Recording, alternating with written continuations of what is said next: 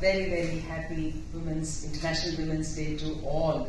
All means all included, men and women. As the theme itself says, we are inspiring inclusion. I think it's come a little too late because women's existence has been embodiment of inclusion. Today, do you know why Government of Karnataka is having all the guarantee schemes entrusted to the women? Because they know that if something is given in the hands of the women, it will go to everybody in the family. Yes, absolutely.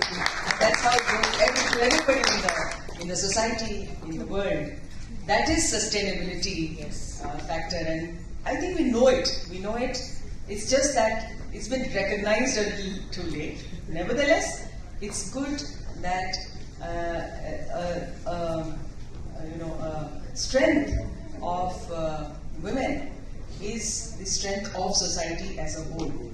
And let me thank the sponsors of today, UBI, Prestige, and all others, for bringing out this particular event for honoring our womenpreneurs.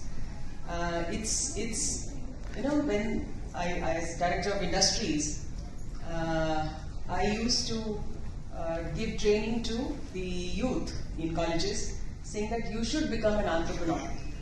Unlike Gujarat and Punjab, people of Karnataka are not or were not so enterprising because they'll be very happy, complacent, bountiful place, everything good enough to eat and stay happily.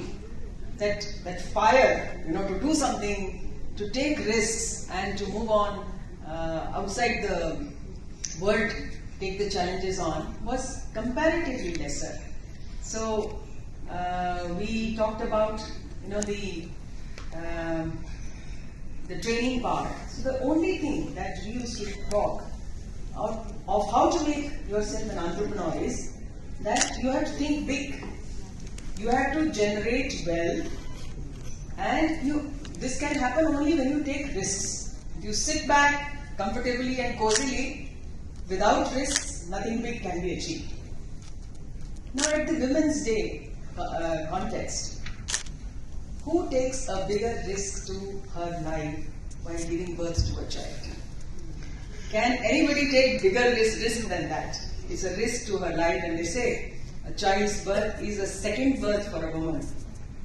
But she does it so effortlessly, so smoothly, so uncomplainingly, and so happily instead. So that's where I say that women have an inner strength and potential to be entrepreneurs. Therefore, all it requires is an ecosystem which is congenial, which is supportive, which is inspiring and non-discriminating and inclusive. And that's what we are all aiming at. Just to give you an insight of the statistics, we have only 20% of the enterprises owned by women as per the 7th Economic Census, the latest data on enterprises. Only 20%. So the target before us is that at least 50% of the enterprises should be women-owned. And if they have to be women-owned, bankers like him have to ensure that they do not ask for asset before giving a loan.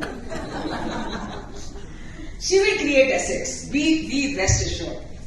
The Women's Self-Help Group movement has been an eye-opener. 99.9% repayment. Where will you get it? You will not get a client as women are as far as your loan disbursement is concerned and loan repayment is concerned, and productivity in terms of wealth generation is concerned.